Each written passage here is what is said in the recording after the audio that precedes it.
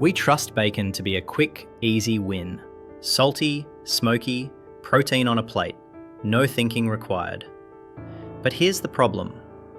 A lot of bacon sold in Australia stacks up the same three issues. Very high sodium, curing preservatives like sodium nitrite, and value packs that look cheap until you check what you're actually paying for per 100 grams. And that matters because Heart Foundation Australia's consumer advice is to keep salt down to about 5 grams a day, which is roughly 2,000 milligrams of sodium. Once you start doing the label maths, some bacon products can take a big bite out of that daily number fast, and the rest of your day's food still needs sodium too. There's also the bigger health context. Cancer Council Australia's public advice around red and processed meat is very clear about keeping processed meats like bacon as an occasional food, not a daily habit. Not because one sandwich is a disaster, but because the category is salted, cured, and often smoked, which is exactly why. It tastes so good and keeps so long. So today, we're not doing fear or vibes. We're doing the practical stuff you can actually verify. Sodium per 100 grams, what preservatives are used, how watery the ingredient list looks, and whether the price makes sense for the quality. And to be fair, this is bacon. None of it is clean in the way a fresh piece of meat is. So when we say avoid, we mean avoid as a regular buy, avoid as your default brand, and avoid if you're trying to cut salt, reduce processed foods, or stop paying premium money for average quality. Then at the end, we'll go through a few better picks that aren't perfect, but are more transparent, more old school, or simply easier to fit into a normal week without your sodium going off the rails. Starting from the bottom, number 4, KR Castlemaine bacon style pieces. This one is sneaky because it's not the classic rasher pack you fry up on Sunday. It's the sprinkle it on top style, the kind you throw on pasta, salads, eggs, baked potatoes, anything. The problem is, the way you use it makes it very easy to overdo. 1 minute it's just a little, and the next it's in every meal for 2 days. On one Australian retailer listing, the sodium is shown at 1,750 milligrams per 100 grams. Put that beside the Heart Foundation's consumer guidance of around 2,000 milligrams sodium across a whole day, and you can see how quickly this turns from topping to most of the day's sodium. It's also a product where portion control is basically guesswork, because you're shaking it out, not counting rashers. If you want bacon flavour, this is the exact kind of product where a little becomes a habit. Now add the value angle. These pieces often look cheap because the pack is small, but when you check the per kilo pricing on listings like this, it can be brutal compared with standard bacon rashers. So you're paying premium pricing for a product that's ultra salty, easy to overuse, and mostly exists because it's convenient. If you're trying to be smarter with bacon, this is a strong avoid as a default pantry item. If you buy it at all, treat it like a once-in-a-while garnish, not a regular ingredient. Number 3, Don Rindless Shortcut Bacon. This is one of the biggest names in supermarket bacon, and it's exactly the kind of product most people mean when they say, just grab a pack of bacon. Here's why it lands on the avoid list. On an Australian supermarket listing, the nutrition panel shows sodium at 940 milligrams per 100 grams. Again, put that next to the Heart Foundation's daily sodium guidance, and you're looking at a food that can quietly dominate your sodium budget, especially if your breakfast also includes bread, cheese, sauce, or anything packaged. And the ingredient list matters too. This one includes added water, salt, dextrose, and preservatives, including sodium nitrite. Sodium nitrite is a standard curing preservative in bacon, but it's still a flag if you're buying bacon often and trying to reduce processed additives. Now let's talk value, because this is where a lot of people get tricked. The same listing shows a 220 gram pack at a price that works out around the mid to high 20s per kilo. That's not cheap bacon. That's branded convenience bacon pricing. If the sodium is high, the ingredient list is the typical water plus cure formula, and the price is premium, what are you actually paying for? Mostly brand familiarity and shelf-ready convenience. The consumer reality is also familiar. With products like this, Australian shoppers often report the same patterns. Overly salty, shrinks a lot in the pan, and the texture can feel more wet than meaty. Even if you personally like the taste, this is still the kind of bacon that's easy to eat too often, because it's everywhere and it cooks fast. So if bacon is a weekly habit for you, this is a good one to rotate out first. Number 2, Woolworths. Shortcut bacon value style packs. This is the kind of bacon that feels like a smart buy because the pack is big. In one product listing, the pack is 500 grams, and the label details say it's made in Australia from local and imported ingredients, and it even calls out an at least 70% Australian ingredients style statement. That's not automatically bad, but it's a transparency moment. If you care about sourcing, this is where you pause. Made in Australia does not always mean Australian pork, and local and imported means you're not getting a simple answer unless you read carefully. Then there's the ingredient list. This listing shows a classic processed profile: pork plus water, salt, sugar, preservatives, and thickeners. Again, none of that is shocking for bacon, but it's a signal that the product is engineered for cost, consistency, and shelf life. The big pack is rarely the best tasting bacon, and it's rarely the most satisfying bacon. It's usually the kind that releases a lot of water, shrinks aggressively, and pushes you toward eating more to feel like you had enough. This is also where the habit picks up.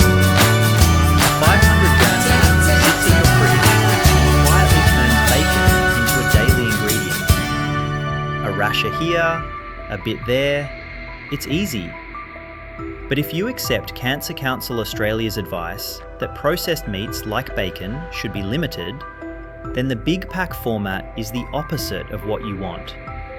It encourages frequency.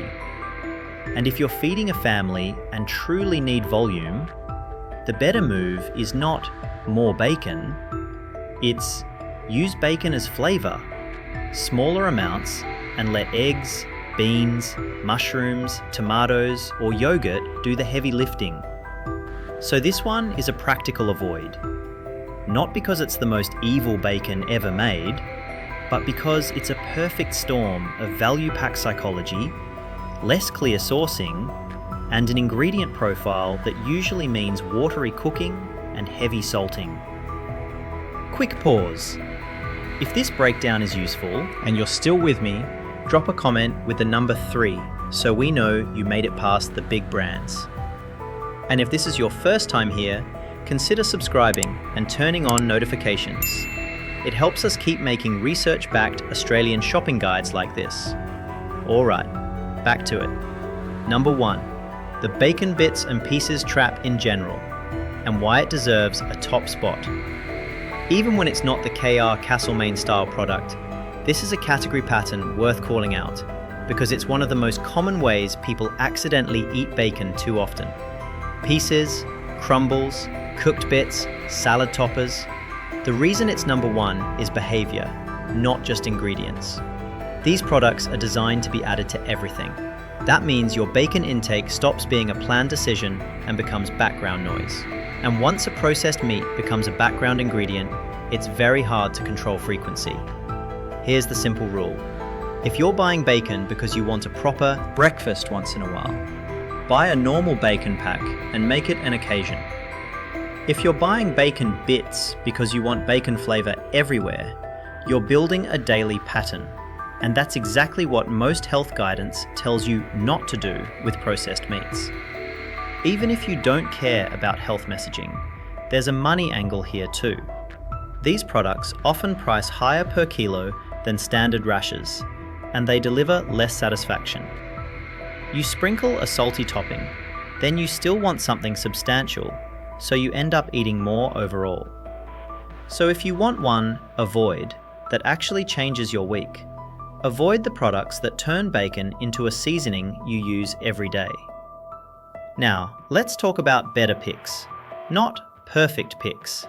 Just bacon options that are more transparent, more old school, or easier to treat as an occasional food without getting pulled into the daily pattern.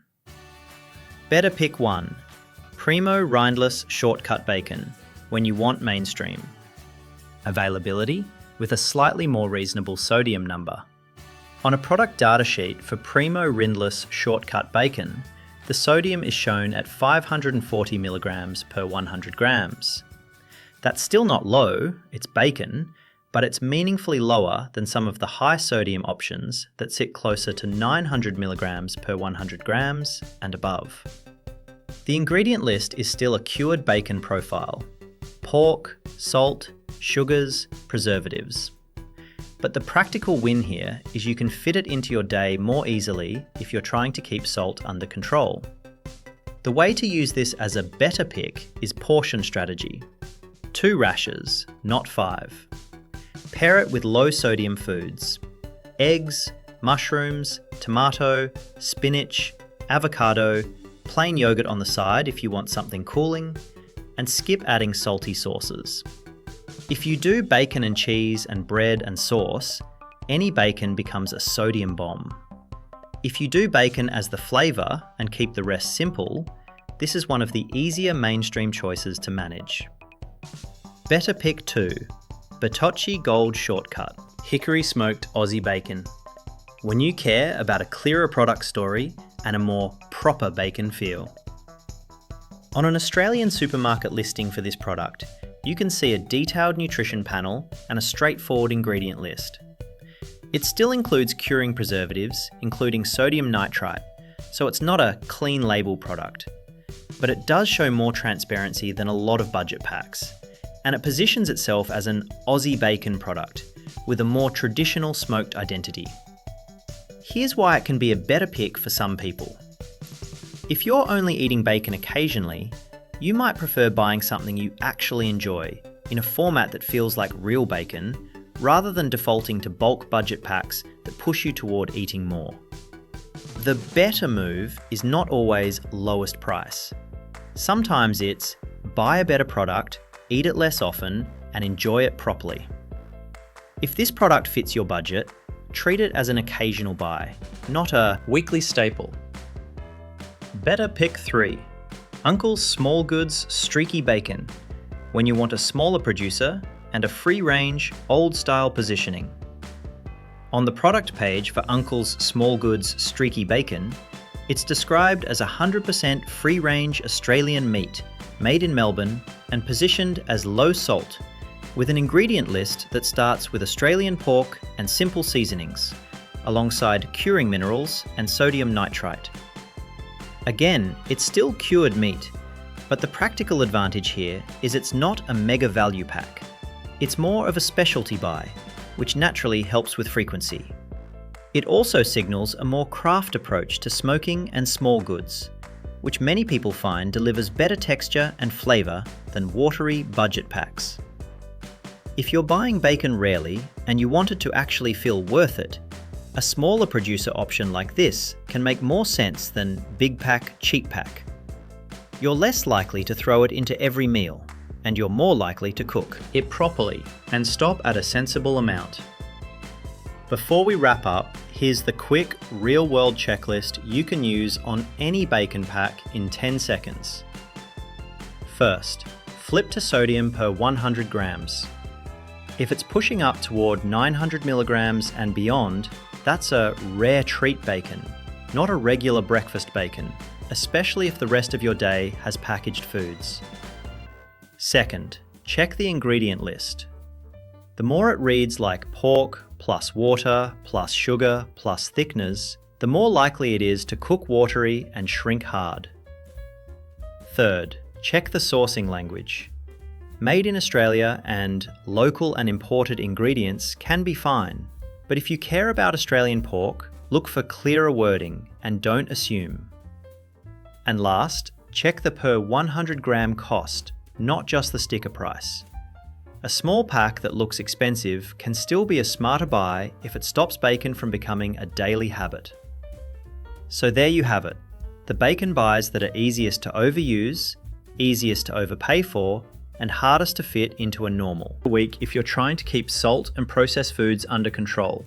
Plus a few better picks that make bacon feel like an occasional, intentional choice, not a background ingredient. Have you tried any of these brands? Did any of the sodium numbers surprise you? Or is this exactly what you've noticed in the pan? Drop your experience in the comments, especially if there's another Australian bacon brand you want us to fact check next. If this video helped, hit like so YouTube shares it with more shoppers who want the real numbers, not just the front of pack marketing. Subscribe for more evidence-based Australian guides, and as always, stay informed, shop smart, and trust the evidence.